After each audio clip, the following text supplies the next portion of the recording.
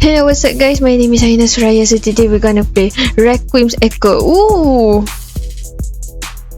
And as you can see, it's about Leon S. Kennedy, our beloved protagonist from Resident Evil. And as you can see, a Resident Evil dating sim. I always like dating sims. And I really like this monitor here. Fictional boyfriends are better through... What is that? Sim. I am a sim for Leon S. Kennedy, Leon Scott Kennedy. Okay, I'm gonna rate this. Leon Kennedy wouldn't treat me like this. True. Do it for him. Yes. F the police. Yeah, I will. I'm sorry. That's so funny. I mean, why not? Wait.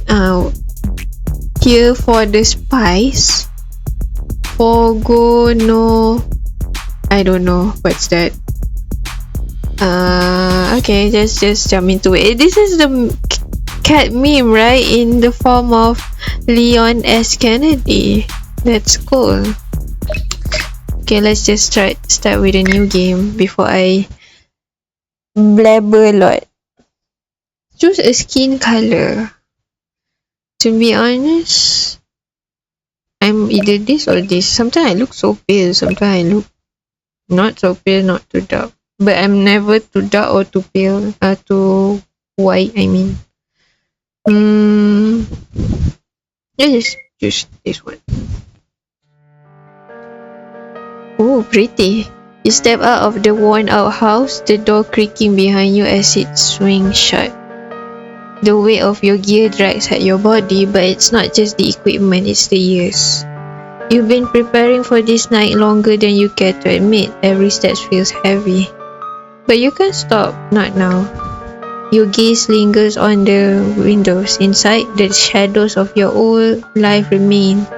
A life that feels like a ghost now. Photographs on the walls, dust-covered remnants of forgotten hobbies. There was a time when you had dreams, other dreams. What is it? But they've long since crumbled, replaced by a singular consuming purpose hunting. You hear it. Birds flapping in a hurried ascent. You know what that means. Sunset is close. It's time. Time for what? Bingo time?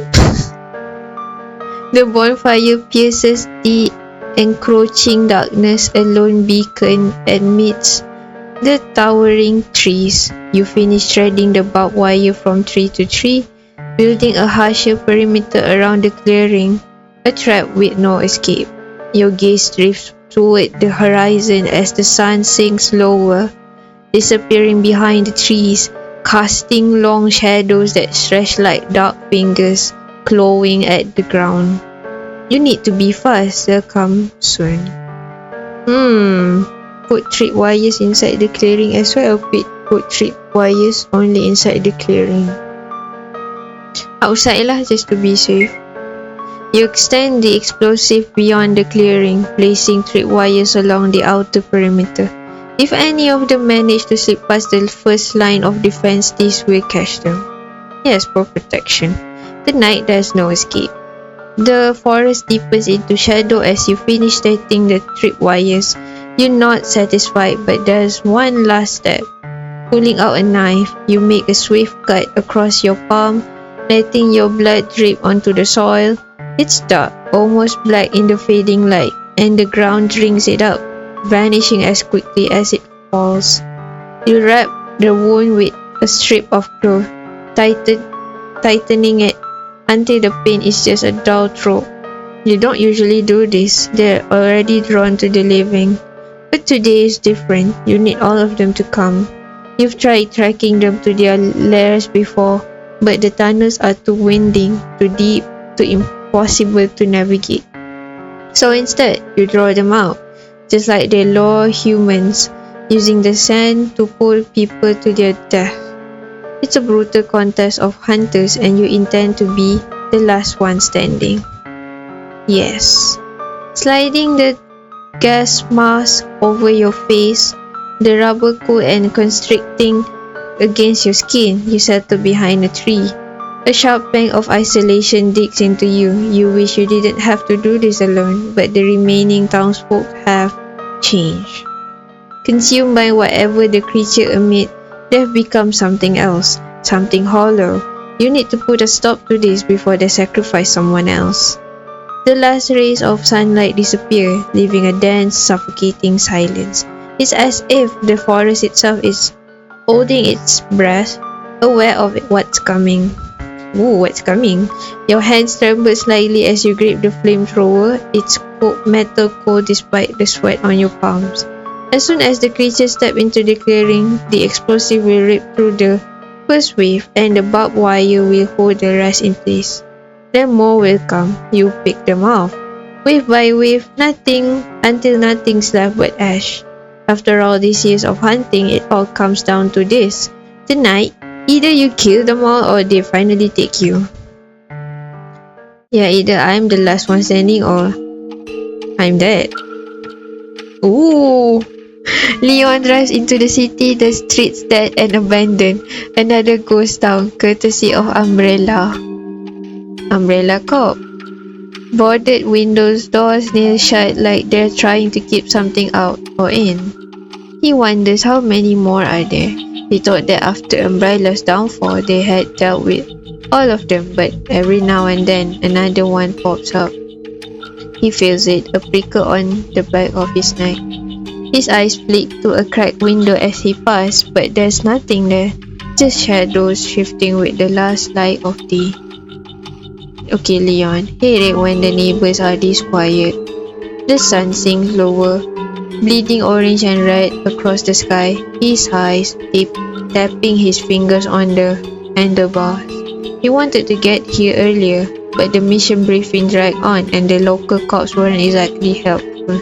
Damn local cops! Okay. When he asks if they've seen anything strange, they all give him the same blank stare. Nope, nothing, sir. He's not sure if they're lying, clueless, or just terrified. His GPS flashes, guiding him toward the lab on the outskirts. It's nestled in the forest up on a hill. He's hot. Like this is Leon RE4, right? Resident Evil 4. But he looks young. I mean, he is young. Easy enough, right? Just find the missing team, check the lab, and get out. Yeah, get out. Simple. Except it never is. Leon kills the engine and swings off the bike, the silence wrapping around him. The air feels wrong. Too still. The kind of stillness that gets under your skin. Ooh, spooky. Okay, Leon, just another... Wait, you see? I made this game confirm. I'm kidding, no. I mean, yes. Spooky is one of my favorite words because of Mulder from the X-Files. Like, spooky Mulder. Okay. Okay, Leon, just another spooky forest. What could go wrong? I don't know, everything. He moves on foot. The ground soft under his boots. Okay, that rhymes. That leaf muffling his steps. His hand hovers near his gun. The path is narrow, overgrown, and the shadows stretch out long in the fading light. Then he sees it, a flickering light through the trees. What is it? Leon stops, narrowing his eyes. Someone's here. Maybe it's the missing team or something else. He steps off the path, crouching low behind a tree for cover, watching the bonfire pulse in the dark. Whoever's camping out here has terrible taste in ambience. Then a faint smell hits him, sweet, cloying, almost floral. Is that Cik Ponti? No, I hate that kind of ghost. He grips his gun tighter, muscle tensing as his instincts kick in. This isn't the usual rotting stench of BOWs. This is different, wrong. Whatever ahead, it feels like it's calling to him. The last of the sunlight slips behind the trees. Darkness closes in, and the light flickers again, casting eerie shadows that seem to reach for him. He moves forward, slow and steady, his senses on high alert, He's done this before, more times than he cared to remember. Well, since the umbrella incident in Raccoon City, whatever's waiting in the dark, it's not going to catch him off guard. Leon's head is getting foggy, his senses dull. He can see the fire now, a huge bonfire lighting up the dark. Spotting an opening, he steps forward, but something brushes against his chest. A wire. What wire? The faint beeping reaches him a second too late. Guess I really walked into that one. Maybe. The tripwire triggers a deafening blast tearing through the air. Wait, I did that? Right? My god, I am dead. Okay, let's just try again.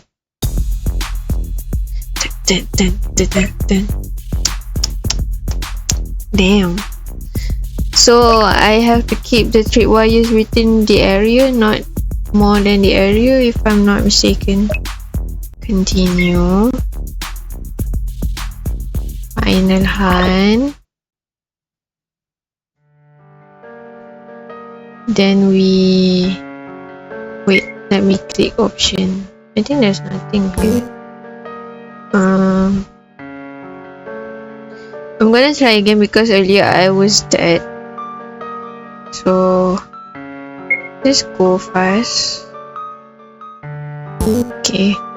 So we put trip wires only inside the clearing because I put that outside the clearing. Okay. They'll be drawn to the bonfire like moths to a flame. The Weekend song? Concentrating the explosive within the clearing will ensure they're right where you want them when the trap springs. The forest deepens into the shadow as you finish setting the tripwires. You're not satisfied, but there's one last step. Pulling out a knife, you make a swift cut across your palm, letting your blood drip onto the soil. It's dark, almost black in the fading light, and the ground drinks it up, vanishing as quickly as it falls. That's weird. You wrap the wound with a strip of cloth, tightening it until the pain is just a dull throb. Okay. But today is different, you need all of them to come. I think this is the same dialogue. Yeah. Just gonna skip.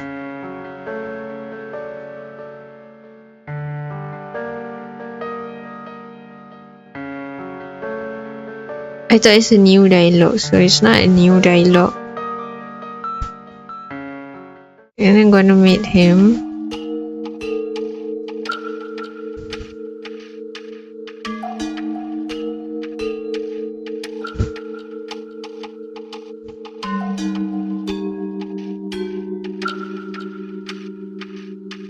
Okay, he's in the forest.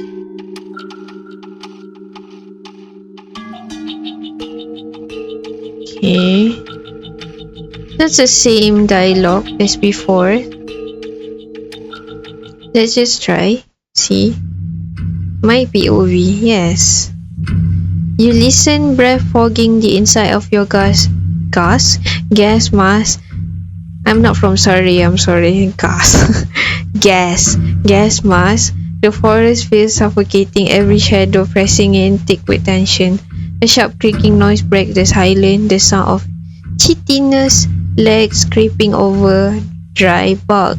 The familiar clicks and snaps you've come to associate with the creatures. They're here. Your heart pounds and you steady your breath. The filtered air dry and still against your lips. Fingers tightening around the flamethrower, you prepare to rise from your hiding spot, every muscle coiled. But then movement catches your eye, a figure slipping through the clearing. A man. Leon! You freeze watching as he steps closer to your traps. Wait, is he? He's disabling your tripwires, what? Your pulse races, heart hammering in your ears. Without thinking, you spring from your spot. Weaving through the traps you've committed to memory. You, stop! Your voice comes out muffled, distorted by the mask, but he halts, turning to face you. You're hot.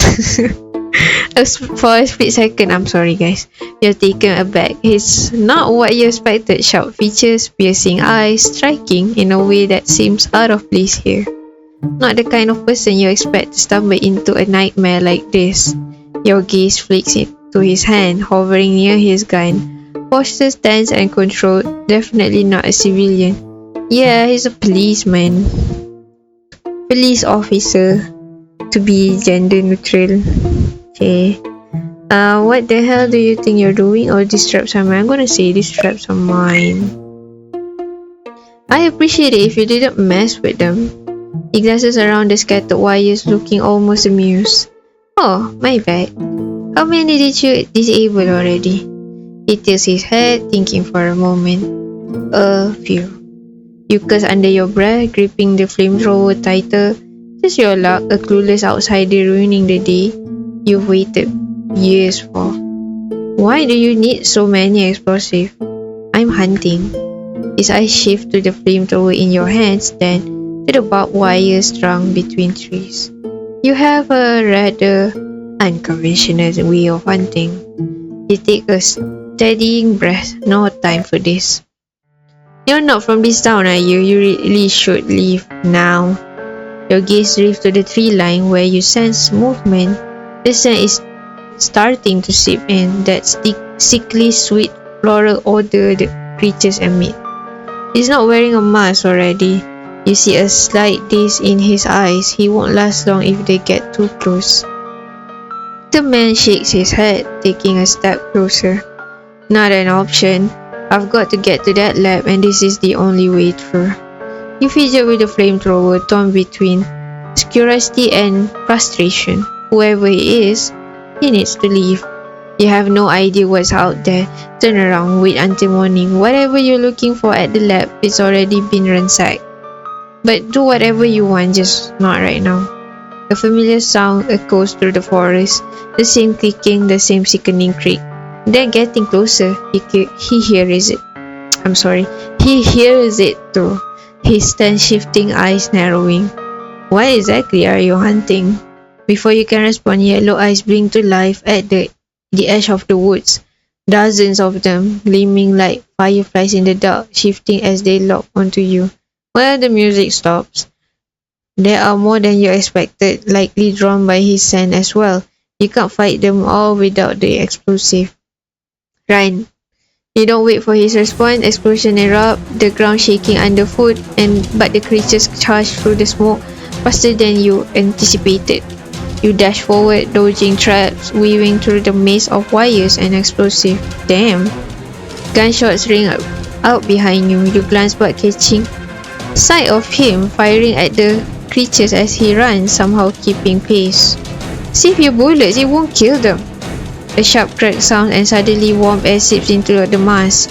A piece of debris must have punctured it. You are exposed now, no spare within reach. You can only keep running. Barreling through the underbrush, you fire the flamethrower behind you, a wave of fire scorching the air. The creatures shriek and stumble back but keep coming. You see him aim, shooting one of the explosive rakes to a nearby tree. The explosion rocks the clearing and smoke blankets everything, the forest erupting into chaos. Well, the music does affect the environment. You run until you're far away, gasping as you tear off the broken mask. The cool night air fills your lungs, but it feels like failure. Everything you built is gone, the traps, the explosive, all of it wasted. Too bad. The man catches up, glancing back at the smoke and fire flickering in the distance. His hand is still in hand, and he looks unfazed. Quite the fireworks show back there. He looks at you, raising an eyebrow. What were those things? You've fought them before, right? Your blood boils and you throw the broken mask to the ground.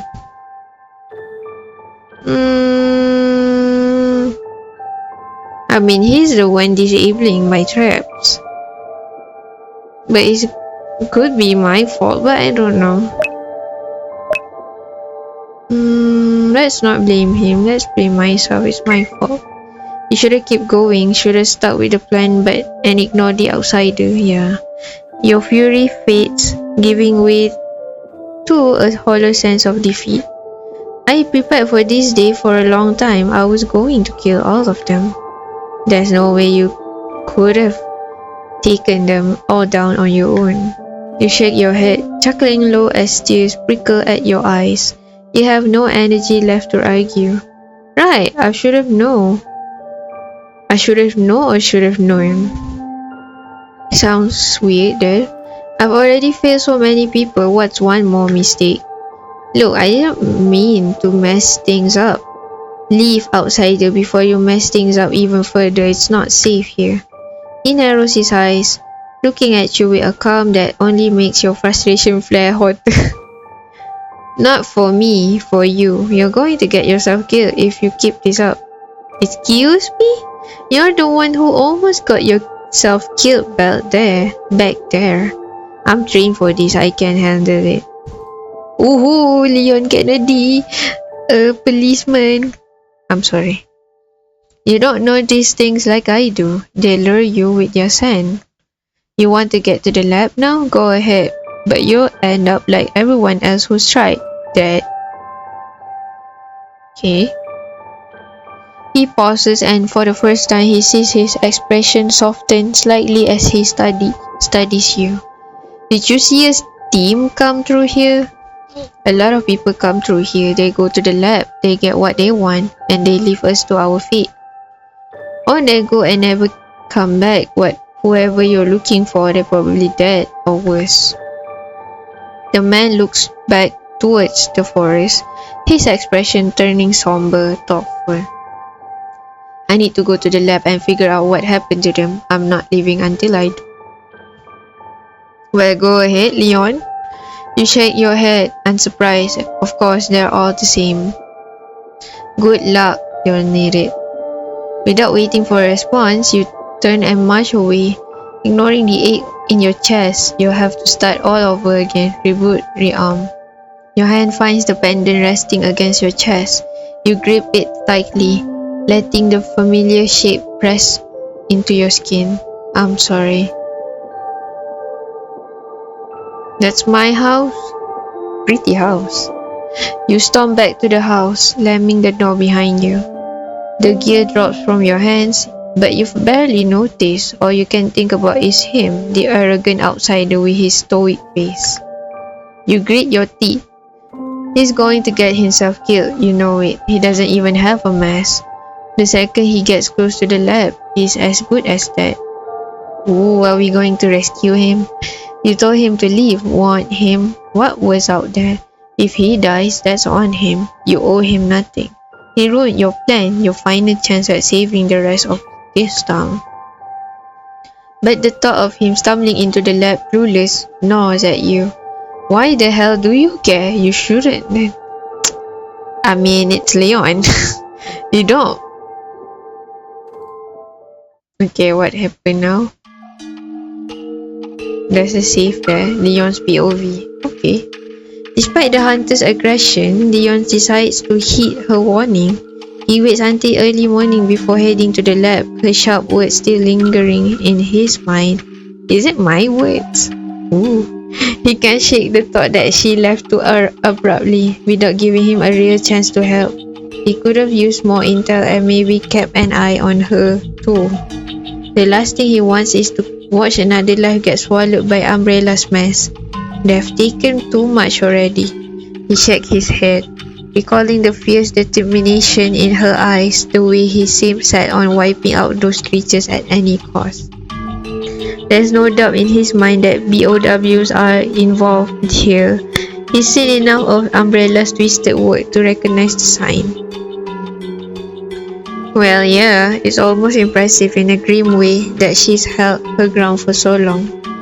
The lab looms ahead, abandoned and half-crumbled. He pushes through the entrance. Okay. The hunter hadn't been lying. Had not been lying, of course, I'm not lying. The place has been thoroughly ransacked. Papers scattered, equipment smashed, whatever was here is long gone. Perfect, more loose ends. Umbrella had so many labs scattered around the globe. It's been nearly impossible to track them all down. Some, like this one, escaped the government's eye, but not the mercenaries. He looks around, wondering what they stole this time, and what it might lead to. Another outbreak, another bioweapon, it's always something. As soon as he finds out what this new threat is, the better. Maybe the rest of the town and that hunter can still be saved. Oh, he wants to save me. He pauses, his mind drifting back to Spain. You see, this is like the after, not pre, post RE4.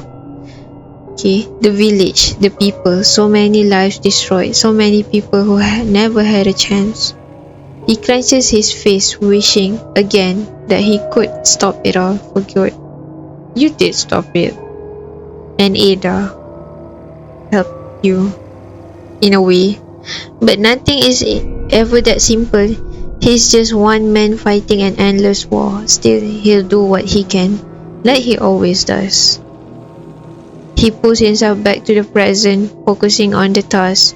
After rummaging through a few cabinets, he finds a torn notebook, its pages smudged with age and grime. It seems like a personal diary of the lead scientist. Is it Mother Miranda? Or a different scientist? Like the founder of Umbrella, if I'm not mistaken, Oswald Spencer, right? I might be wrong. I remember the name Oswald. Initial, okay, April 12, 1988. Initial tests with the mole on humans have been promising, though at a great cost. Mortality rates are high, but I am confident we will create a host strong enough to receive the progenitor virus. Okay, 3rd November 1990. I seem to have found a way to reduce mortality rates, but the subjects are changing, disturbingly so. They are becoming more moth-like, Mothman, though imperfectly. The process of HGT appears to be responsible. These hybrids are now half human, half insect, emitting a powerful scent that draws humans toward them. The smell acts like the pheromones of female moths, inducing a heightened arousal state in those nearby. Masks are now mandatory for all personnel in the test areas. Subjects must remain contained at all costs. This might prove useful to capture new test subjects. August 14, 1992.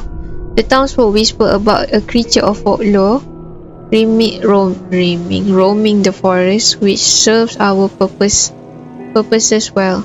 The new development subjects have begun reproducing.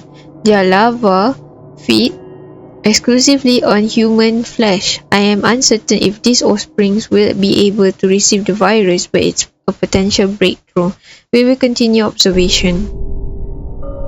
Okay, 2nd March 1993. Disappointing results. The offsprings are weak, unable to withstand viral integration. It appears that the strength of the parents is critical. Only the strongest host can pass on resilience. The weaker offspring have been discarded. I will require more test subjects. No. Stronger young adults, preferably those in their physical prime. This town's population will be depleted soon if we're not careful. Well, this is inhumane. Leon flips the page, but dozens of entries are missing, years torn away, leaving only the final one, frantic, scrawled handwriting as if the scientist had written it in his last desperate moments.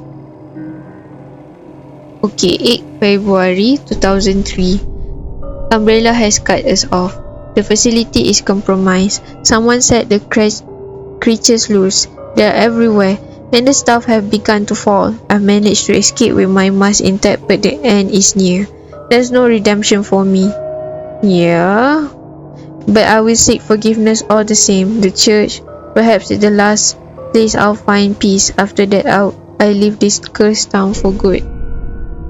You destroy the town, and then you feel guilty about it? The hell? The church, huh? He radios Hannigan. Oh, Hannigan, I love Hannigan. Relaying the situation and the contents of the diary, he promises to notify the higher ups and arrange for reinforcements, but of course it will take time. Leon sighs. Reinforcement always take time. I'll send you the blueprints we have on file for the lab. There's mention of an underground facility. Looks like you'll need a keycard to get in. Understood, thanks. Well, oh, I love the art style. The artwork in this game is beautiful, including you, Leon, of course. He follows her directions and finds the door to the underground section, but as she warned, it's locked tight. He'll need to get in if he wants to find out what happened to the missing team. Just as he's about to search elsewhere, he hears a faint noise. Then a familiar scent reaches him, a sickly sweet glowing with a strange floral edge. No. Didn't the hunter say these things only came out at night? The smell thickens, his head swimming slightly. He snapped his guns up, instincts kicking in as something shuffles closer in the dark. No. He fires the gunshot ringing out, but the creature barely slows, advancing with a twisted insectoid screech. Then flames light up the room. Ooh, I came to help him. You see, his expression also changes. He turned, catching sight of the hunter. Her face obscured by her gas mask really flares up, but it's brief. Which part of bullets don't work didn't you get? Or do you just like wasting ammo? Leon jaws tight. Yeah, you see? I like that. Leon's jaws tightens, annoyance replacing his earlier relief. Of course, she has to make this difficult. I'm helping you, Leon. Okay, this is my POV now. The man catches up with you outside, his eyes narrowed, but you can almost see a flicker of relief beneath his guarded expression. He should be. You were following me? Next time, if you want a closer look, maybe just ask. Don't flirt with me. I wanted to see if you were as competent as you claim. You give him a once-over, unimpressed. I am. Clearly not. I had everything under control. You scoff, not even trying to hide your frustration. Sure, if you plan to stick around, you need a mask. Outsider, I won't always be here to save your ass. True. Name's Leon. And I figured that out myself, thanks. You shake your head and turn on your heel, ready to leave him to his feet. I found a door to an underground section of the lab. You pause, glancing back. The creatures probably hide there during the day. That's where their nests are. You'd never be able to kill them all without going down there. And to get in, we'll need a key card. He nods towards the lab entrance, then looks back at you, his gaze steady. And supplies if you want to blow this place sky high. You raise an eyebrow, skeptical. I am skeptical. We? I'm not thrilled about it, but you're going to keep hunting them anyway, right? Might as well join forces. He's not wrong. You search his face for any sign of deceit, but he just stares back, annoyingly calm. You don't trust this guy, but you're willing to take any chance to end this, even if it means teaming up. Say please. Say please or fine. But damn. Which one should we choose? Should I just like be like fine or say please first? I'm gonna say please. What? Say please and I'll help you. Are you serious? I'm the only one doing the helping here. You cross your arms and wait, watching him wrestle with himself, his pride visibly taking a hit. Finally he sighs. You sure do make a guy work for it, huh? I always do. Yes. Fine, please. You start to smile. I'm already laughing as he completes the sentence. Please try not to enjoy this too much. Your smile fades into a frown. Oh, trust me, I won't. You pull an old worn map of the town from your jacket. Wow. Suddenly the picture is bigger. Like almost full screen. Leon leans in to look at the map. His shoulder brushing against yours. For a moment you catch the scent of him. Sweat and smoke from the fight mixed with something faintly sharp like aftershave. It's oddly distracting and you step back with a glare. Here's the layout of the town. Most of the gas masks have been destroyed by the townsfolk, but we might find a few at the... You swallow your throat tightening. Fire station. His eyes flick to you, catching the hesitation in your voice. Why did the townsfolk destroy the mask? Memories flash through your mind of glassy-eyed townsfolk in a crazed frenzy, their minds lost the pheromones, the endless What? The endless orgies. The way they practically worship the creatures now like twisted prophets or some new grotesque religion. What? It's against their belief. I had a few spare ones, but they got destroyed yesterday thanks to a noisy outsider. Maybe you should have kept them somewhere safer. And maybe you should have never come here. A faint smirk tugs at his lips, his voice dripping with sarcasm. Then I've missed out on meeting such a charming person as yourself. You glare, hating the way he just won't back down, the way he seemed to find humor in every jab.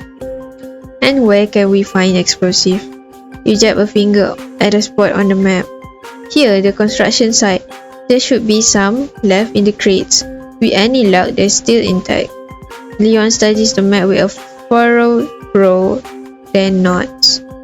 The keycard is probably at the church. I found a note about it back in the lab. He looks up, meeting your gaze with that infuriating calm. You're the local. Where do you want to start?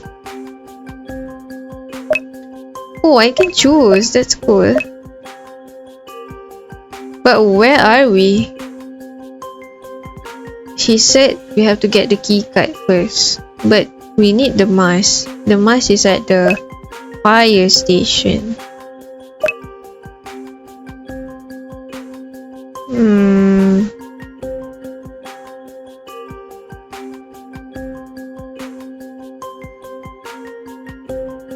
Which one should we go first? I think we just go to the fire station first.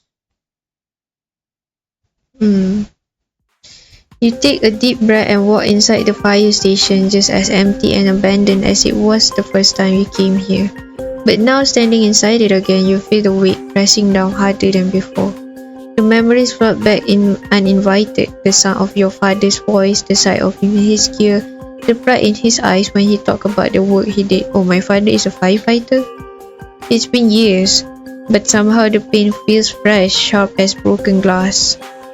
Leon scans the surrounding, his gaze darting around the room, assessing every potential threat and exit. His stance betrays his training, all business, all vigilance.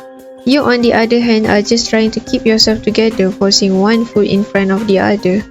The last thing you want is for him to see how much this place affects you. The layout is simple. First floor has the main room, storage, some lockers. Upstairs, risky. There's probably nothing we need up there. You know an awful lot. You catch the flicker of curiosity in his eyes, and a tension seizes in your chest. Memories flash too fast to block them out. Your father's gruff laugh echoing off the walls, the smell of burning wood from the old stove, the sound of men joking, slapping each other on the back. The ache you kept buried for so long sharpened, settling like a stone in your chest. I came here a lot when I was younger. You kept your voice flat, but Leon's gaze narrows as though he can see through the wall, straight to the wall you're trying to put up. He's not stupid, he knows there's more you're not saying. For a moment his brow furrows, his expression softening, just enough that it makes you uneasy. You can feel him weighing his words, like he's considering saying something kind, something that might crack through the armor you've built around yourself. If this place means something to you, we can... Don't?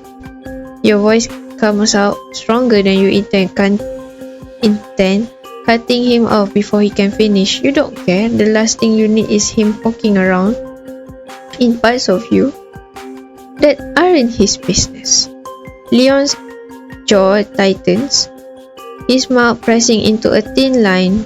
Yeah, different. For a moment, he just looks at you and an unreadable expression in his eyes.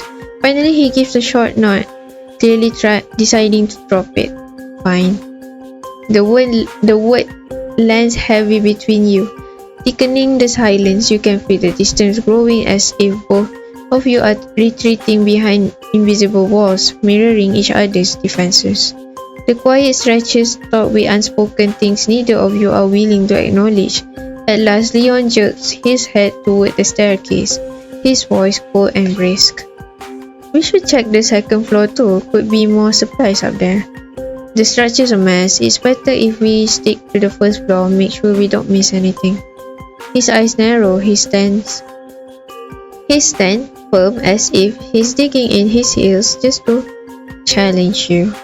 That's exactly why we should go up. The townsfolk probably haven't searched there. It might be worth the risk. The frustration coils tighter in your chest, the weight of the memories pressing down like lead. You want to tell him to back off, to stay out of places he doesn't belong, but the stubborn set of his jaw mirrors your own, and you know he's not going to back down. Should I follow my gut or follow Leon's idea?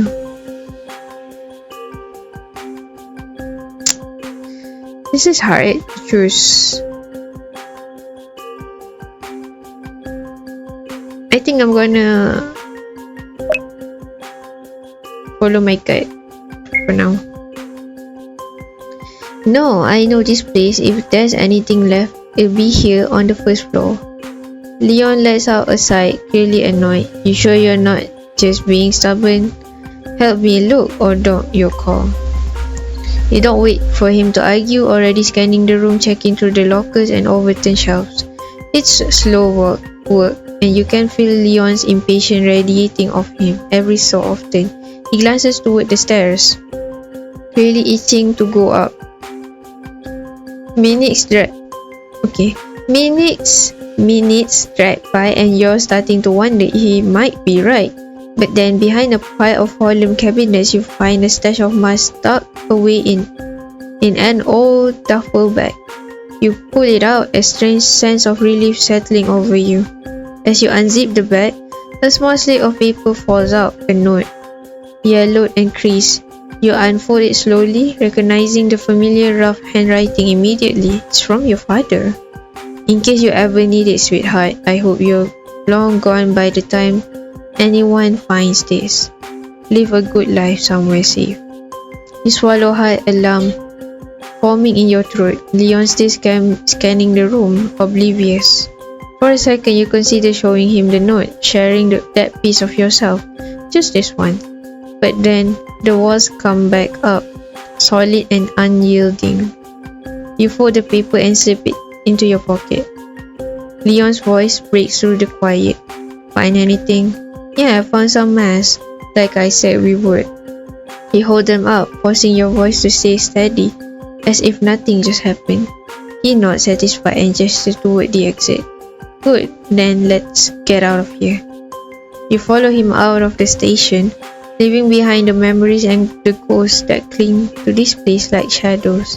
The silence between you is as heavy as ever, and though you walk side by side, you feel miles apart. Well, I'm the one who doesn't want to share that with Leon. By the time they reach her house, the sky has deepened into a dark, heavy blue, and the evening chill has settled around them. She stopped abruptly at her door, noticing a bloody note tacked to the wood. A smudge of crimson smelled across the woods. She reads it with a scoff, crumples it in her hand, and tosses it aside without a second thought. Leon glances down, catching the streaks of ink mixed with dry blood. What does it say? She gives a dry, humorless laugh. One of the town's leaders is warning me off, saying I've killed too many of their precious creatures. They don't like the balance being disrupted. She shrugs, an edge of bitterness in her voice. They've tried to stop me before, nothing new. Aren't they going to come after you for that? Let them try. Her tone is sharp, edged with a wariness that speaks of repetition. If they do, I have other hideouts. He pushes the door open, stepping inside without looking back. Wait, I inviting him inside with me? Ooh. Leon follows and the place hits him like a wall, a strange stifling mix of mothballs and plant oils. The windows sealed tightly, curtains drawn to block out any stray pheromones. As she moves through the small space, her movements are precise, each step purpose-driven. She glides over to a concealed compartment in the floor, pulls it open and retrieves a gallon of fuel, refilling the flamethrower with a practiced hand. He doesn't spare him a glance, acting as if he were just another fixture in the room, an afterthought. Leon watches her, seeing himself reflected in her harsh routines, the methodical way she checks every corner. Every movement screams survival, but it's more than that. She wrapped herself in layers of armor, bound tight by invisible barbed wire, keeping the world at arm's length. He's worn that same armor himself, but the sting of each part, and he knows how hard it is to let anyone get close. Okay. My POV now. You sit on a worn chair, focusing on tending to your wounds, cleaning and wrapping them with quick, experienced movements. Leon is scanning your space, his eyes drawn to a small cluster of faded photographs on a shelf. His fingers hover over one of them, hesitating. When did this all start? You keep your eyes on your wound, tightening the bandages just a little too hard. 3 years ago. A pause, then you add, almost as if forcing yourself to speak. The creatures have been around as long as I can remember. They take a few people each month and no one would care unless it was family. Just some old folklore, a story to scare kids into staying inside after dark. You take a breath, fighting down the memories clawing their way up. But when the lab shut down, everything changed. They came every night, like clockwork, taking anyone outside after dark. Anyone who didn't make it inside was gone by morning. Damn. Now it seems they hunt whenever they need to, and it helps that the townspeople offer them sacrifices every week without fail. The room goes silent. Your words hanging in the air like a shadow. You brace yourself for him to ask about the people in the photos, about your family, about the ones you lost. But instead his voice is quieter, weighted with something you can't quite place. Why didn't you leave? You freeze, hands still on the bandages. You don't answer right away, letting his question settle into the silence. Okay. Let me think. Then you resume tending to your wound, though your voice is flat and controlled. What kind of promise that I made? I made a promise, or where would I go? I think because my dad asked me to go a different place, I don't think I made any promise. So I'm gonna say, where would I go? The people I care about are already gone. If I left, their ghosts would follow me anyway. He pauses, his expression hard to read. After a moment, he gives a slight nod, acknowledging the weight of what you said without prying deeper. Yeah, ghosts have a way of sticking around. Someone had to fight, it just ended up being me. He steps closer and your body goes rigid, instinctively pulling back. But he holds out a small tin, something herbal and pungent, with a mix of earthy scent, lavender and other sharper herbs. What is this? For injuries, works wonders. Hesitantly you take it, your eyes never leaving his. You study him for a bit, finally breaking the silence. Who exactly are you? He looks at you, his expression unreadable, a flicker of something cautious before he answers. Government agent. It makes sense now. He's calm in the face of the creatures, the way he handled himself during the day. But that doesn't explain everything.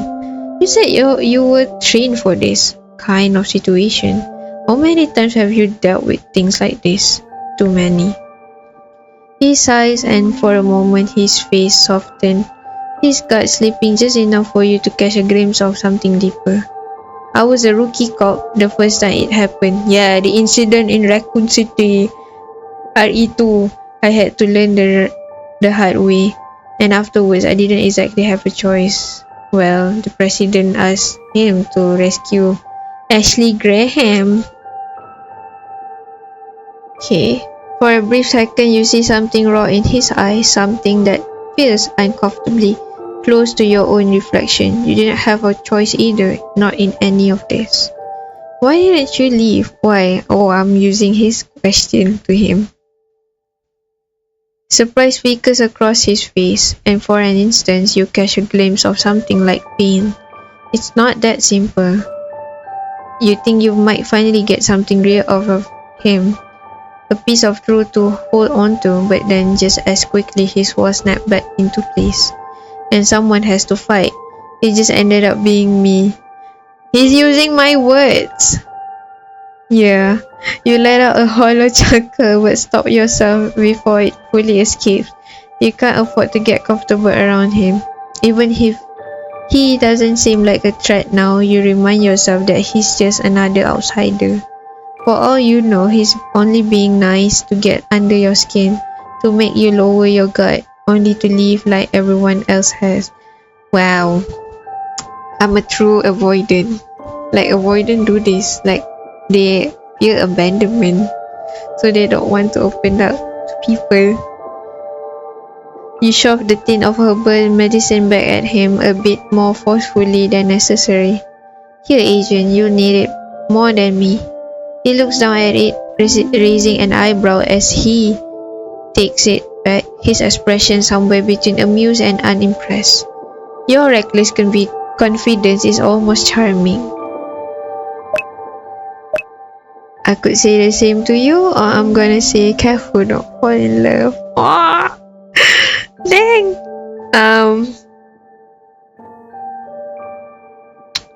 I mean, he's the same as me, but he's from a different place.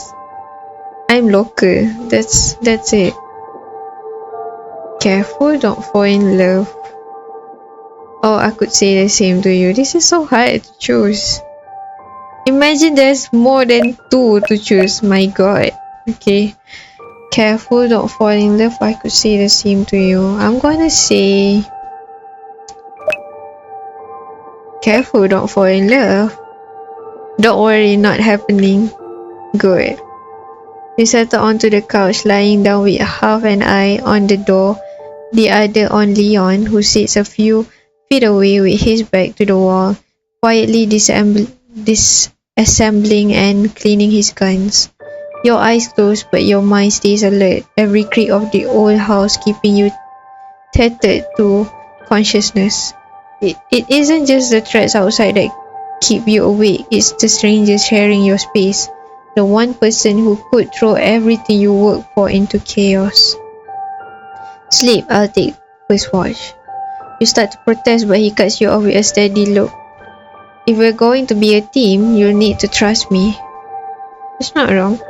You don't respond, but you allow yourself to sink into a light, restless sleep, your senses half tuned to the sounds of the night.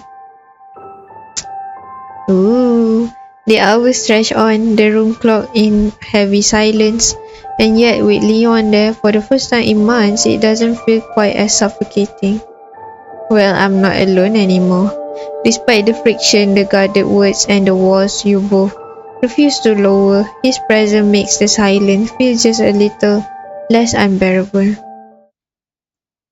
You wake up to the sound of soft clattering in the kitchen.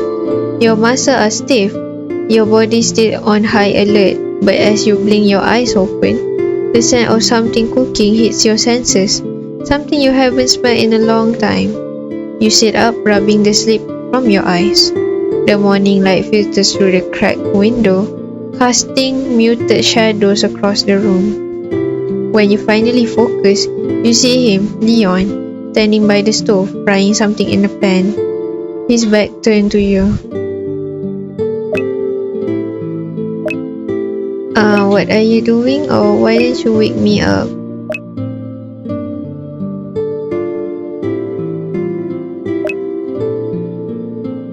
I think I'm gonna say, why didn't you wake me up? You need sleep too. You know. Leon glances over his shoulder before turning back to the stove. You look like you needed the rest. Oh, he's so considerate. I don't need your sympathy. We're going to be fighting together. You need to be alert. What about you? I'm fine. He plates the food and sets it down on the table, gesturing to it with a casual wave. You eye me with narrowed eyes, suspicious but intrigued. Leon shrugs. Dig in or don't more for me. You sit down reluctantly, glancing at the food. Simple but warm. The smell is actually kind of nice though. You never admit that either. It's better than anything you had in a while. You pick up a fork, stabbing into the food without much ceremony, but you're already feeling a little less irritated. Bismillah, bismillah, girl. Where are we going today? You ask, trying to steer the conversation back to something practical, something that doesn't feel domestic. Leon sits across from you, shrugging as he eats. Your call.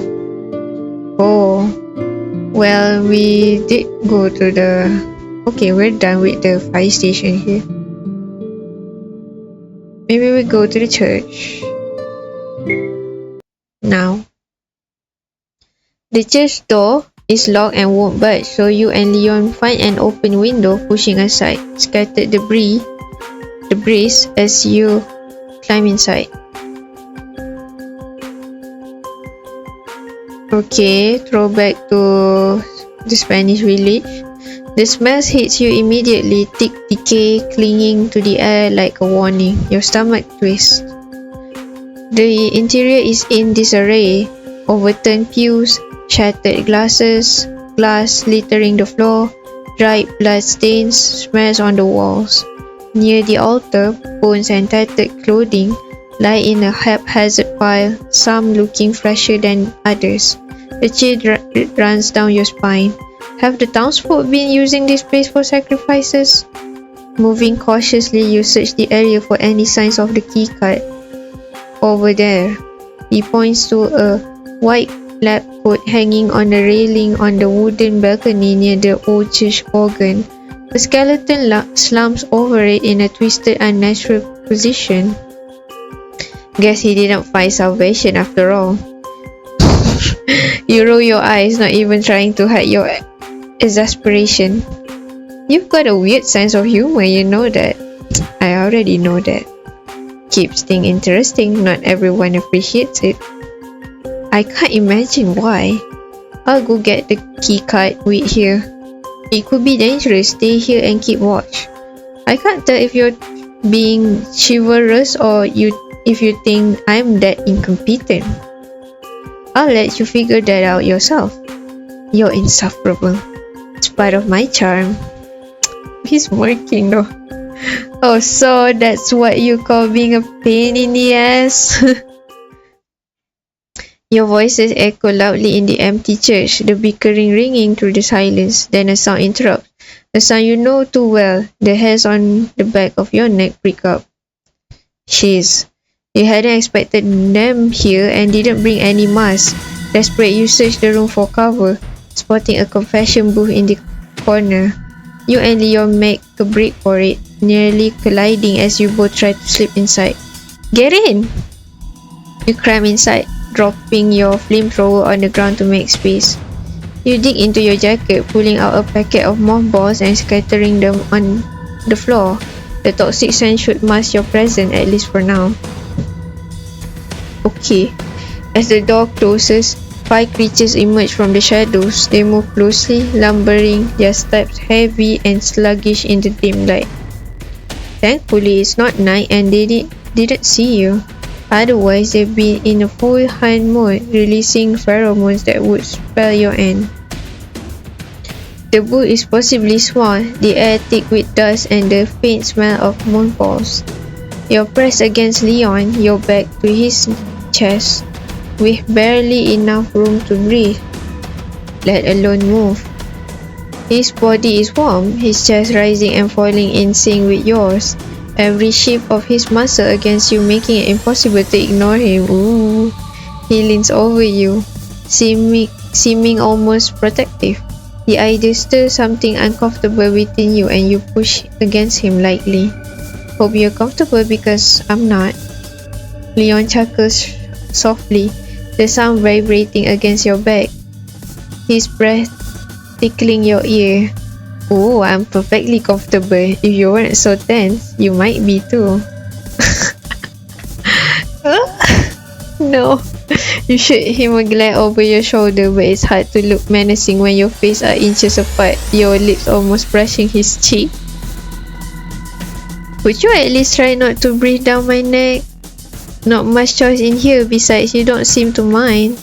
Your pulse quickens, irritation mingling with a stubborn, unwanted awareness of him. You open your mouth to respond, but before you can, his hand covers your lips, silencing you as a low snarling noise fills the air. Instantly, both of you go still, barely daring to breathe as one of the creatures stops just outside the booth. Okay. Its wet, wheezing breeze seep through the cracks, filling the small space with tension as thick as the dust. You hold your breath, the feel of his hand on your mouth and his body pressed tightly against yours, sending your senses into overdrive. It's too much. The heat of his skin, the weight of his arm brace against you, the low hum of his breath against your ear. You can't tell if it's the danger of his closeness that makes your heart pound harder, but either way, you're on edge. The creature pauses, sniffing. It must pick up on the mothball scent. With a snort, it turns and lumbers off to the other side of the room with the others. Good. You don't need to ambush them to get out. Leon slowly removes his hand, his fingers brushing against your lips before he pulls away completely. I'll lure them. You grab the keycard, we get out. No, we have to kill them all. Leon's hand hovers near your waist. His tone soft but firm. Not right now, we're getting out of here first. Okay, I'll follow his lead for now. You give a reluctant nod. Leon slowly opens the door and slips out, firing at the creatures to draw their attention. They shriek, lumbering after him, their heavy footsteps echoing in the cavernous church. With them distracted, he raises his gun, aiming at the lab coat hanging on the balcony. He fires and the coat tumbles down, the keycard slipping free. You dart forward, grabbing the card just as the creatures catch sight of you. Their shrieks intensify, filling the air with an urgent, menacing sound. Heart pounding, you sprint for the window, reaching it just as Leon climbs through. He extends an hand, helping you up as the creature closes in. At the last moment, he fires a shot above the window, dislodging a heavy beam. It crashes down, sealing the creatures inside. Their frustrated snarls fade as you both step back, catching your breath. That was fun. Leon glances at you, a smirk tugging at his lips. See? Wasn't so hard, was it? Even a broken clock is right twice a day. Just admit my idea was good. Never. A hint of smile escapes and you quickly turn away, heading toward his bite. Come on, let's go before the townsfolk show up. Let's go. Okay, Leon's POV now. The ride back to her place is shrouded in the rich amber glow of the setting sun, casting long shadows across the path. Leon tries to focus on the road, but it's hard to ignore the warmth of her thighs pressed against him. The way her grip tightens every time they hit a bump. She's distracting in an infuriating, impossible to ignore way. As they near her place, he spots a small group gathered on the street corner, their voices low but thick with tension. She taps his shoulder, signaling for him to stop. They both listen, half hidden in the deepening shadows. Bodies in the forest, she's done it again. She needs to be stopped. Whoa. Leon's gaze shifts, taking in the bruises and scars wrapped around the group's wrists, legs, and even their necks, dark marks that look like chains binding them to something unseen. She'll get what she deserves soon. He glances back at her. She rolls her eyes, acting unfazed by their words, but he doesn't miss the way her hands clench the handles by the bike's seat, knuckles turning white. Eventually the groups disperse and Leon nudges the bike forward, guiding it through the empty streets as the dust descends around them. Silence stretched between them, thick and charged, until he breaks it. What's with the scars? She's quiet for a moment, gaze fixed on the road ahead, her voice dropping to a low, almost resigned tone. They tie themselves down while they breathe in the creature's scent. It keeps them from wandering into the woods and getting killed, but the aphrodisiac effect still lingers. Okay. They're too far gone, all of them. A shiver runs down his spine. Unexpected and unwelcome, he decided to shift the mood. Well, it seems you're pretty popular around here. She huffs, as if shaking off the weight of the conversation. I'm the most popular in town, get your facts right. He accelerates the bike, jolting it forward as they weave through the empty streets. Her arms instinctively wrap around his waist, pressing her body firmly against his back. Glancing over his shoulder, he smirks.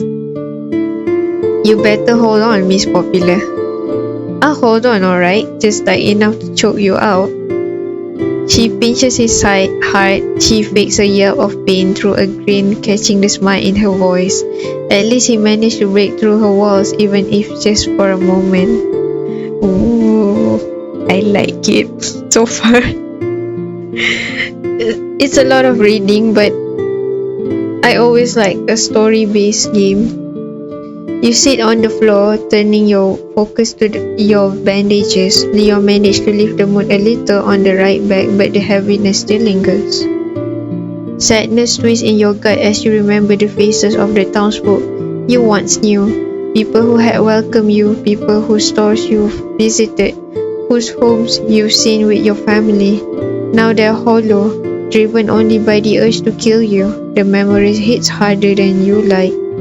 You reach for a spot on your back where an old wound has started to ache, maybe even open up again. But you can't reach it. Cursing softly, you drop your hand, feeling both exhausted and helpless. Leon moves closer, crouching beside you. His face is unreadable as his gaze shifts to your wounds, something unspoken flickering in his eyes. Can I? Oh, he wants to help me. I'm gonna say yes. You hesitate, that mix of bone-deep exhaustion and something deeper, something harder to name, unsettling you. But after a bit, you nod. His hands move to your back, the press of his fingers steady, careful. The touch is firm yet gentle. You feel the warmth of his fingertips, the weight of his focus, and you flinch, unprepared for the unexpected. Tenderness. A lump rises in your throat and you realize that it's been years since anyone has touched you like this, with such care. It hits you harder than any wound could. Did it hurt? No. You keep your gaze fixed ahead, focusing on the sharp, earthy smell of the herbs rather than the heat of his hands on your skin, but it's impossible to ignore him completely. He asks where the spare gauze is. and you mumble its location, barely aware of the words leaving your mouth. When he finishes, his thumb lingers, grazing over your skin as if he can't quite bring himself to let go. Your pulse races, an involuntary reaction you're certain he feels under his fingertips. The realization snaps you out of it and you push yourself up quickly, turning to face him.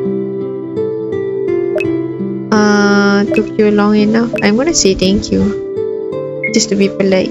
Thank. The words die on your lips as you catch sight of him. A half-formed laugh bubbling up instead. Leon tilts his head confused. What happened? His hair is tangled with cobwebs and bits of dust, probably from when he reached out for the gauze. You try to hold back your amusement, but it's impossible. Nothing, Spider Boy. Leon's hand immediately goes to his head, fingers brushing through his hair. Perfect, just the look I was going for. Dungeon chic. Your laughter spills over, breaking the silence. There's too much webbing and he can't seem to clear it. No, idiot, here, let me do it. He ghosted as you reach for him, fingers working carefully through the strands of his hair. The room falls quiet again, the silence thickening around you as you pick out each bit of webbing. His breathing slows, deepens, and when your fingers brush against his scalp, you feel his chest rise, a slight hitch in his breath. You keep moving, but there's a strange awareness between you, a heightened focus in his movement, each accidental brush of your fingers. For a moment, he lifts his eyes, meeting yours. They're darker, softer, watching you with an intensity that makes your heart skip. Ooh. You can feel the warmth of him, smell the faint scent of gunpowder and leather that clings to him, and when his gaze drops to your mouth, he lets out a breath. Small, almost soundless but heavy. His shoulders tense, like he's holding himself back, fighting some internal battle. Your pulse hammers, your fingers pausing in his hair, frozen by the realization that his hand is hovering close to your waist, close enough that you feel its warmth even without the touch. Ooh. The moment stretches, something electric in the air between you both, your breath mingling in the charged quiet. I'm not gonna pull back, I'm gonna wait. You pause, holding his gaze for a second longer, the air thickening between you. Ooh. Leon shifts, blinking as if breaking a spell, then shakes his head, taking a half step back, his eyes darting everywhere but at you. Ooh, he's shy. You clear your throat, hoping he can't hear the faint tremor in it. I'll take first watch tonight, you should rest. He watches you almost like he's about to argue, but something in your expression, or maybe in his own exhaustion, stops him. He gives a small reluctant nod, then settles down on the couch. You watch as he finally lets his guard drop, even if for only a moment. His shoulder relaxing into the cushions as his eyes fall shut. You glance down at your fingers, the tingle lingering, reminding you of the warmth that's still caught between you both. Ooh. That's something. The warmth of the sunset fades slowly, casting the room in muted shadows, soft and heavy. You settle onto the floor, flamethrower in hand, half alert to every shift, every quiet sound from where Leon sleeps. Despite the pull of exhaustion, you resist, staying alert, eyes sharp as you keep watch.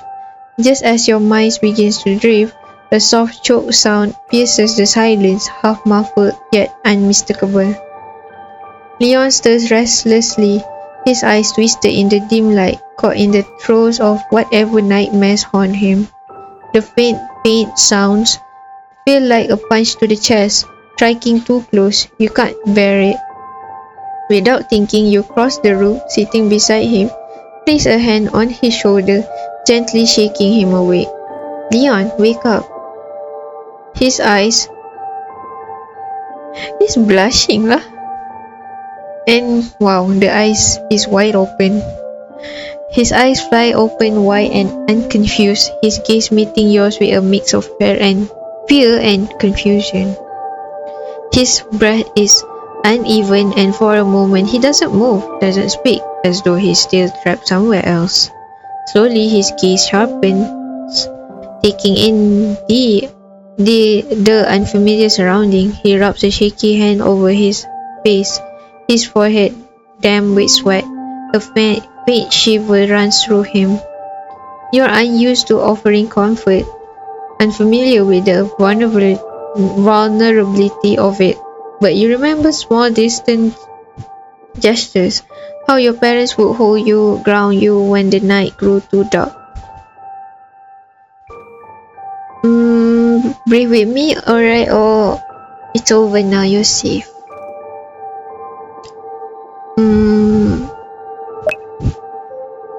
Me being me, I'm gonna say it's over now, you're safe. Just focus on my voice. He blinks, his gaze flicking to you as if grounding himself in your presence. The whiteness in his eyes faded slightly. Acting on instinct, you lean in closer, your hand lingering on his shoulder. His body shifts toward yours, unconsciously seeking out warmth and steadiness. He presses closer, his hand finding its way to the small of your back, his fingers flexing as if searching for something solid to hold onto. It's too much. Oh, he's not blushing anymore. I know. I don't know what scares me more, the things I've seen or the idea that this might be the rest of my life. I barely remember what normal even feels like. Without thinking, you pull him tighter, committing the feel of his warm and steady press of his weight against you to memory. I get it. I wish I didn't, but I do. He hummed softly, a sound halfway between relief and resignation. Resignation. His tension melting as he lets himself lean into you. His breath steadies, and for a moment the two of you are wrapped in a shared silence, the kind that feels less empty and more whole. You start to imagine, just for a second, what a life like this would be, where these quiet stolen moments aren't so rare, where his touch isn't fleeting. Then, as if sensing the shift, he abruptly pulls back. His gaze drops, and he clears his throat, a barrier rising again between you. Thanks. I'll keep watch now. I won't be able to fall asleep anyway. He rises to his feet, stepping toward the kitchen, but not before you catch a brief flicker in his eyes, a look that mirrors the feeling that's still lingering on your skin, the strange, subtle ache left by his warmth. Silently, you take his spot on the couch, your mind spinning, replaying the warmth, the closeness, the way he held on to you for that brief charged moment. You know rest won't come easily tonight. Okay. Leon's POV now. He watches her as she sleeps, her face softened in the quiet peace of it. The comfort between them tonight had been good, too good, unnervingly so. He shouldn't let himself get so attached. He knows better than anyone how quickly trauma binds people, weaving fragile connections from shared pain. But soon he'll be gone, off to fight some other nightmare in some other cursed place. She can still have a life after this, something steady, something real. Oh, is he considering to have a relationship with me already? Then why is he thinking like this? Something he gave up a long time ago. It's too late for him. He's been carrying this weight for far too long to think he could ever put it down. The idea of a future, of a life beyond the fight, hovers in the back of his mind like a cruel joke, something he refuses to reach for. He won't let himself hope for anything beyond survival. Hope is dangerous. Yeah, hope is a dangerous thing for a woman to have, like Lana Del Rey song. He can't afford it. Dang, that was poetic. My POV now. You wake to the soft light of early morning filtering through the seat windows, a quiet stillness hanging in the air. For a moment, you let yourself lie there, gathering the fractured pieces of last night in your mind. His warmth, the way he leaned into your breast before pulling away. The echo of it lingers, a faint ache that tightens in your chest. But when you finally sit up, any trace of that moment is gone. Leon stands near the door, his back to you as he checks his gear, his movement sharp and efficient, a steely resolve masking any vulnerability he'd shown. He doesn't look at you, doesn't even acknowledge your presence as you rise. The contrast is jarring, the memory of last night's closeness dissolving into the cold distance of his posture. Damn, Leon! Breakfast is on the table. Eat, we need to move. You frown, an edge of frustration tugging at you. His tone is clipped, his eyes hard as he straps on his gear, every action radiating an almost palpable wall of distance. It's as if he's put another layer of armor overnight, shutting you out entirely. Good morning to you too. He pauses and for a split second you catch a flicker of something almost guilty on his face. But it's gone as quickly as it appears, his gaze hardening as he turns back to his gear. How do you feel? Fine. Don't get the wrong idea about yesterday. His word stings. Colder than you expected. You glare, refusing to let him see how much they affect you. Same, it didn't mean anything. You're still insufferable. Good. You square your shoulders, swallowing down your own frustration as you gather your things, each movement pointed and deliberate. After last night, this cold detachment feels like a slap, a calculated retreat back into distance. One more stop and then you're nearly free of this hellhole and everyone in it, right? He glances at you, his jaws tightening as if holding back a response. For a second, you wonder if he'll soften, but his face stays set, a mask of indifference. Right.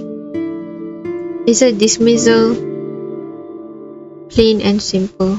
You force yourself to look unfazed as you gulp down the breakfast he prepared, refusing to let him see how much his sudden shift has gotten under your skin. The silence between you is thick and heavy, each of you moving with a determination that borders on anger. We're both mad at each other? You spend part of the day loading up on fuel and making preparation. You barely speak, and when you do, it's clip cold, a silent truce at best. Oh, the construction site now. The construction site looks the same as you remember. Rusting metal frames, cracked concrete, and piles of debris waiting to collapse at any moment. A maze of danger even before the creatures started to roam. You've gotten most of the explosive out over the years, but there were always a few crates in places too risky to reach on your own. Maybe now with Leon's help, you can finally grab the rest. As you lead him through the site, you feel the weight of his gaze scanning the area, always assessing, always alert. He moves like a trained agent, calculated, confident. He makes it all look so easy, like he's strolling through a park instead of a half-collapsed death trap. Their voices echo through the steel beams, faint but unmistakable. You and Leon freeze at the same time. We need to clear all this junk out. She's still using this damn explosive. I don't know where she keeps finding more of them. Jeez, crap. You can't see them, but you can hear their footsteps crunching through the rubble, too many of them to handle head-on. Tensions coil in your gut as you look at Leon, who's already watching you with that annoyingly calm expression. If we want to search in peace, we need to get rid of them. Or we could just sneak past them. You shoot him a withering glare, voice dripping with sarcasm. Yeah, because that's worked so well for me in the past. These people aren't exactly blind, Leon. Getting them to leave is safer. Sneaking past them is smarter, less chance of getting caught. The air between you crackles, each of you digging in your heels, neither willing to back down. Should I follow his advice or make them leave?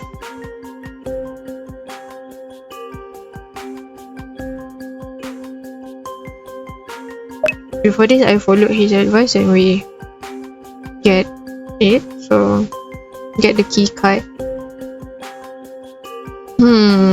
Sneak past or make them leave? Let's sneak past.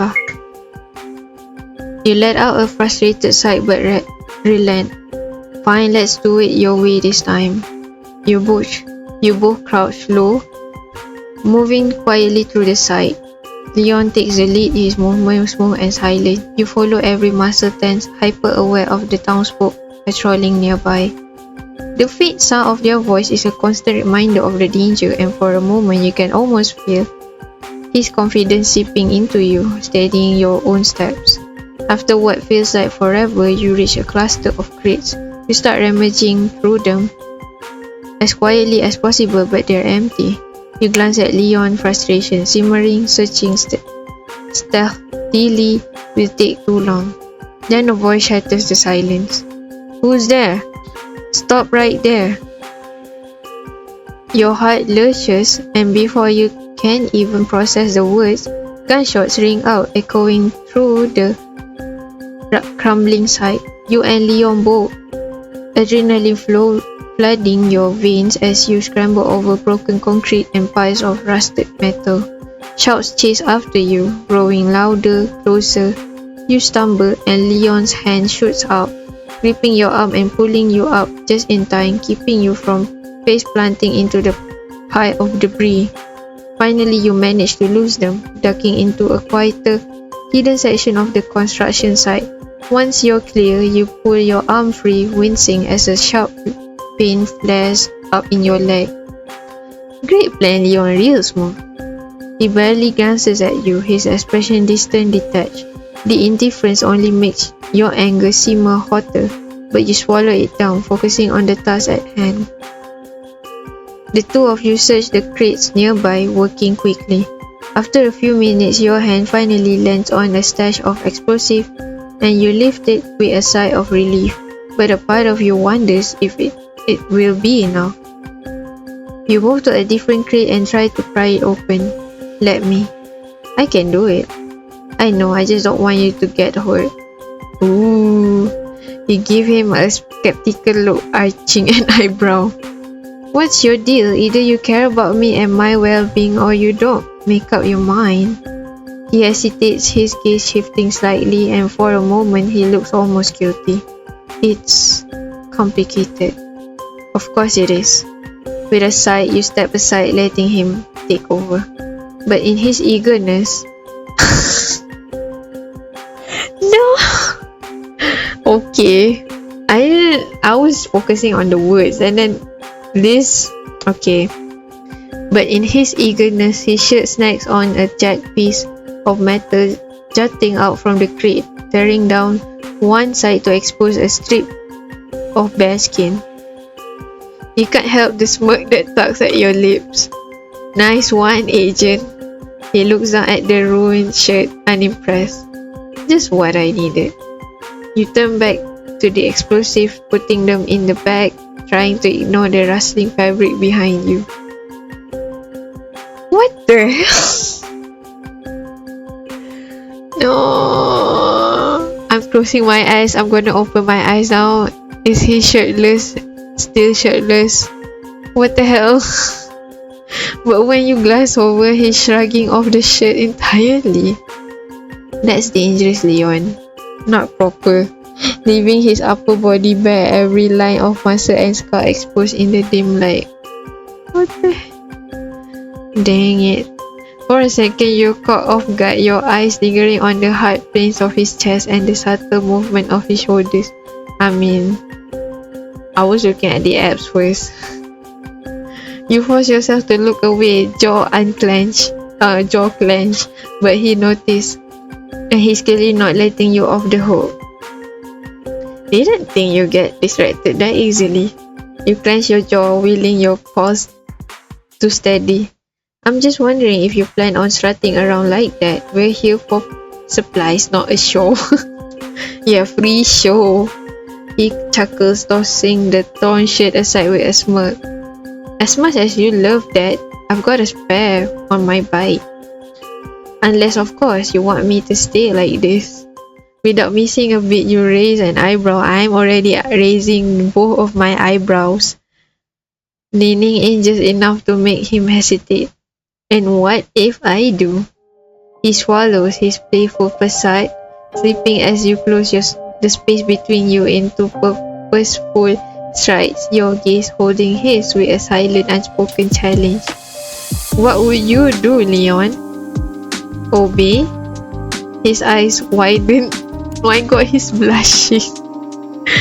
Widen slightly, his back pressing against the crate, caught between wanting to pull you closer and the tension thickening in the air between you.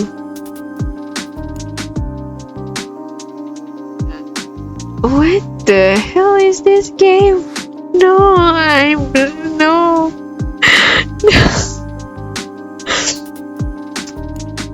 Okay. This is so hard for me. Okay. His breath hitches, and for a moment he's entirely at your mercy, his gaze drifting down your lips before flicking back up, the silent answer written all over his face. He's just... My god. I listen. His voice is rough, barely more than a whisper. You tilt your head, letting the silence linger, savoring the way his body tenses, how his hands clench at his side as his weight, every muscle wound tight with anticipation. What else would you do? You step closer, your breath coasting over his cheek, your lips just inches from his ear. Tell me. He hesitates, his gaze flickering between your eyes and lips, his voice thick with tension simmering between you. Whatever you want. A shiver runs through him as he says it, his words carrying a silent, desperate plea. His breathing quickens, his eyes instinctively leaning toward you, his control unraveling one frayed thread at a time. But you hold a distance, savoring his struggle to keep his composure as you linger, each second stretching out, testing his resolve. Then tell me why you're pushing me away. He swallowed hard, the conflict in his eyes deepening. It's better this way. Do you really think so? His jaw clenches, a flicker of vulnerability flashing across his face, his teetering on the edge, and you decide to tip him over. What the hell is this game? Bite his neck or touch his chest? Well, touch his chest. You reach out, fingers grazing his bare skin, his muscle tense under your touch, a shudder running through him as your hand slowly tracks down his chest. I cannot. My god. And I'm recording this, my god. His breath catches and he can't help leaning into your touch, drawn to the warmth and pressure of your palm. You don't play fair. His words are strained, his voice thick with tension. He swallows, and for a moment his hand hovers near your waist, hesitant before finally resting on your hip, pulling you a fraction closer. Ooh. Answer me, Leon. Is it better this way? He's breathing heavily now, his chest rising and falling against your head, his eyes dark with the battle raging inside him. He swallows, his voice barely steady. No. A spark of triumph flares in your chest, but you keep your composure, raising an eyebrow, issuing one last silent challenge. Then maybe you should let go for once. For a split second, a surprise flickers across his face, followed by a flash of determination. It's as if your words finally break the last of his restraint. With a roughness that sends a thrill through you, his hands find your waist, pulling you close.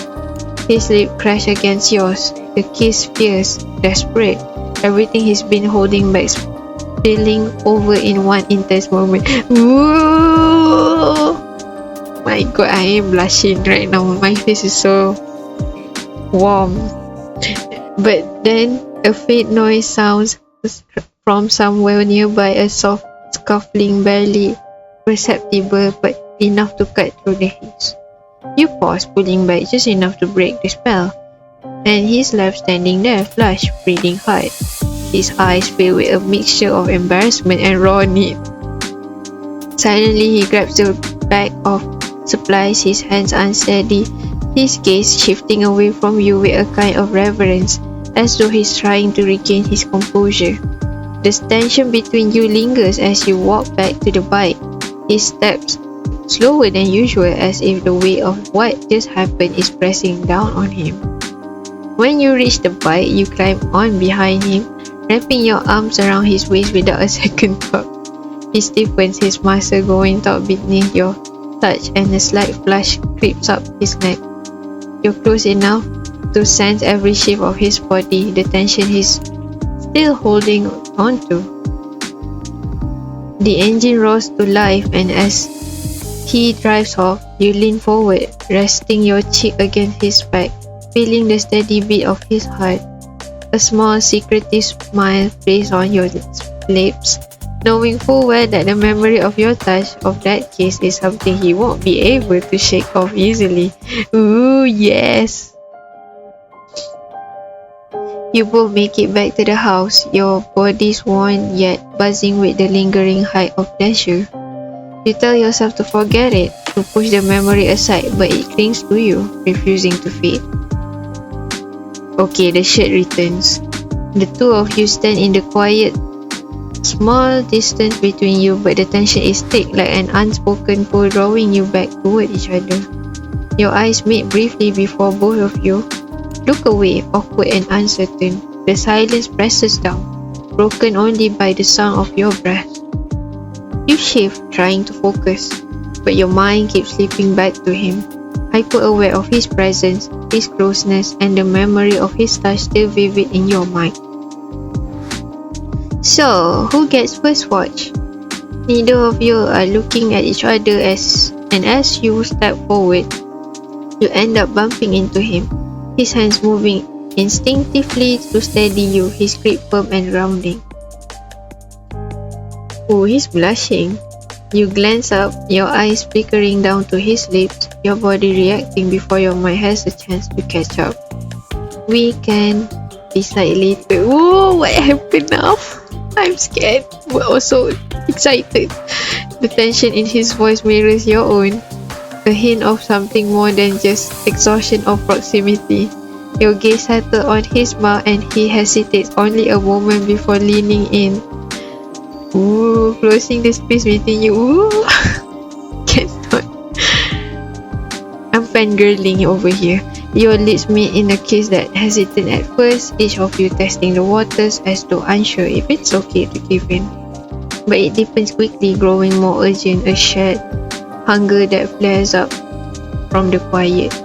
Leon pulls back, his eyes scanning the room, a brief look of focus returning to his expression. We need to focus. Pull back or continue? Can I just continue? Like, why are we ignoring this? Or pull back? But he said we need to focus. I don't want to say I'm going to continue. You don't pull back, neither does he. Ooh. The kiss deepens, your breath mingling as the urgency builds. The tension stretching until it's almost unbearable. You press closer, feeling the heat radiate between you, but a faint noise breaks through the haze, a quiet shuffling sound from one of the back rooms. Leon freezes, his head turning towards the noise, but it's too late. Yeah, it's not blushing anymore. Shadows spin into the room, townsfolk moving fast and silent. Before either of you can react, rough hands grab you from behind, dragging you backward as you struggle, your limbs caught in their grip. No! Leon fights back, a flash of anger in his eyes, but he's overpowered too, forced to his knees beside you. Okay, what's gonna happen here? When you regain consciousness, you're in a cage, cold iron pressing against your back. Is this what I get because I don't want to pull back? Your gaze darts around the dimly lit clearing only to see Leon lying across from you, stirring, his expression clouded and disoriented. A figure steps forward, the leader of the townsfolk, his eyes glinting with dark intent as he studies you both.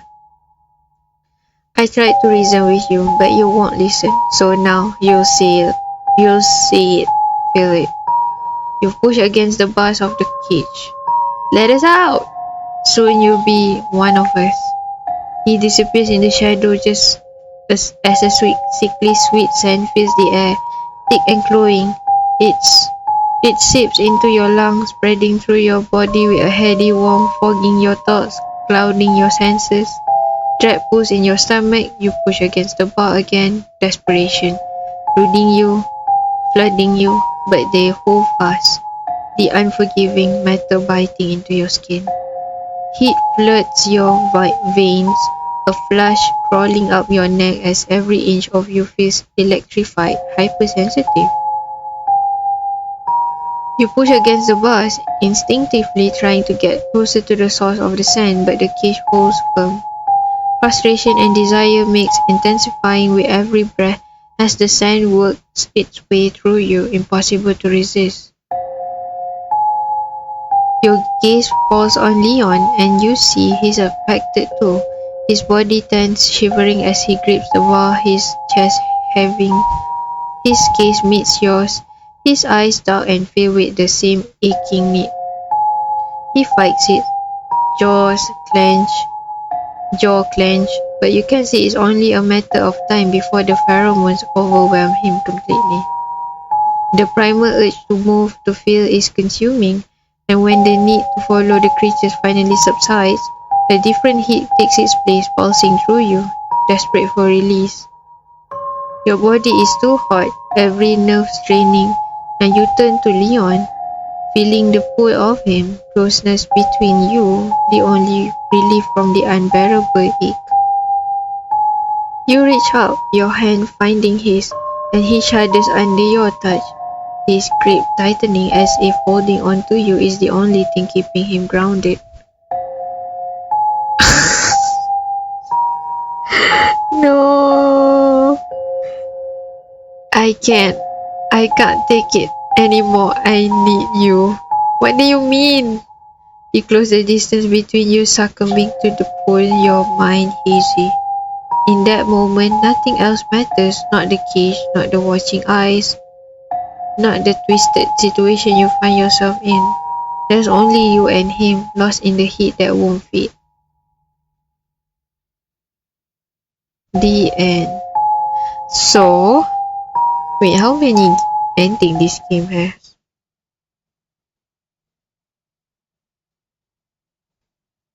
Wait, what? There's a different one? Okay. A tape comes out of the TV. You grab it. You have a feeling you should give it to someone. Oh. Okay.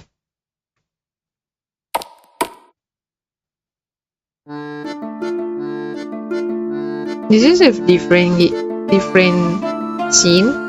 Someone is humming a spooky tune. Oh hey, you're back. Come, let's have a talk. Huh? Is that the developer? Okay. Hi. You return the VHS to her and she smiles at you. Thanks. How was it? I hope you enjoyed the tape. We tried some different ingredients this time. What are these tapes? They allowed us to connect to AUs, aka alternate universes. Oh. They're made with ingredients we gather on our travels, like slow burnt embers and cliche caramel. Which ingredients are you using for the next step? Is it kaiwi or kiwi? I think kaiwi. I'm not sure yet. The crew members decide. The travel logs will be updated once the decision is made. Voting always happens at the beginning of the month, so if you want to take part, join our crew. That's all for now. Sure, darling, if you need anything, you know where to find me. Thank you for being on this journey with us. This is a creative way of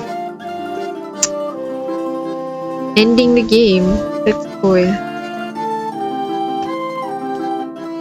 The tip inside the cauldron is blank, its surface shimmering with an almost ethereal glow, as if it is pulsing with anticipation. Okay. What is this tips? A box filled with blank VHS tips.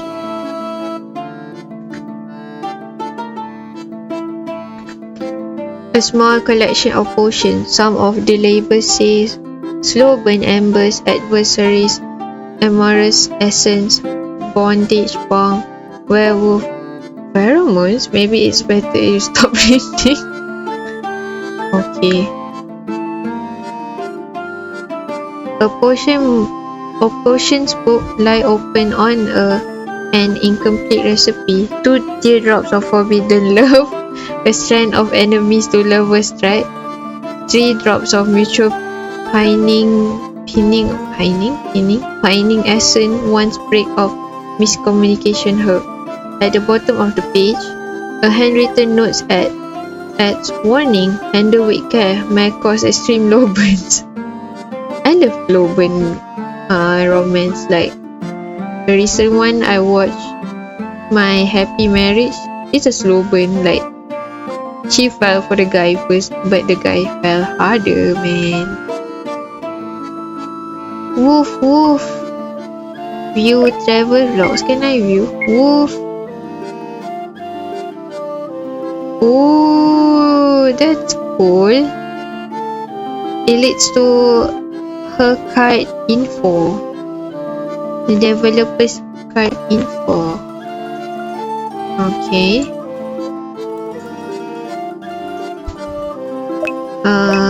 I want to join the crew. Woof woof.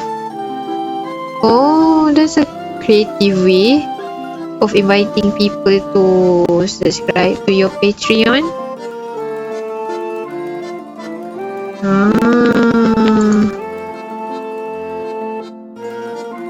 Okay.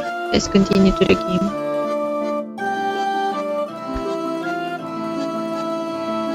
What is this? Building or something. Yeah, what is this? As you enter the temple, you're enveloped by the scent of incense, which wraps around you like a warm embrace. The air hums with an electric energy, and every corner seems to pulsate with the promise of passion, drawing you deeper into its embrace. Above you, the statues loom, their expression frozen in timeless display of mirth and serenity. Despite the stillness of stone, there's a vibrancy to their features, as if they could wake up at any moment and grant you with lascivious knowledge or endless pleasure. Pray for the preview. For blessing. What is this? The smart god grants you the preview, not a sound. But we're not attracting those things back here. What the? Witness the full blessing. Thank you for playing. Okay. What the hell? Full blessing? A gentle murmur echoes around you like a breath against your skin. Venture to the depths of the tapes. It's your page. There you shall find the blessing we have granted. Let's just try and go. What happened? Oh, today issues. This is 18 plus. No, this is for my YouTube channel. Cannot. Like what? No. Preview. This is the same.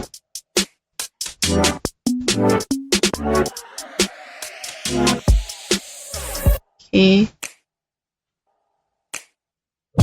Oh, it's the same. It's the same. Same preview. I mean, it's not totals, but you can get the gist of what they're doing, you know.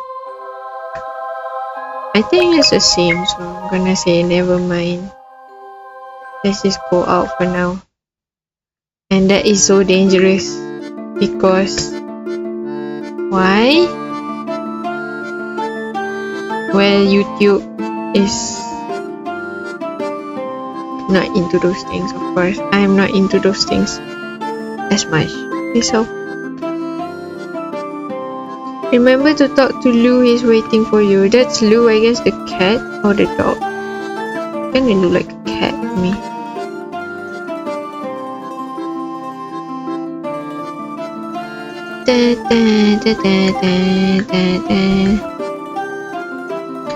I think I'm done here. Let's just go down. Your body is still tingling from the experience. You can't go back now. Is there any way out to end this game? I think that's the way. I am already done playing. Okay guys, I'm gonna wait. Let's go to the title. Game end. To title, yes. Well guys, is something. Oh my god, I can't even. I was blushing the whole time since that thing that was happening with Leon, and then the preview. Oh my god, no. Okay, I'm gonna end this video here. Thank you guys for watching. Please like and subscribe, and you guys can try Requiem's Echo because I'm gonna link this game in my description. And also I just realized it says muscle tracking control. No. What is that? I cannot read that. I cannot read all of this. Main characters. What? Cannot see. What is that?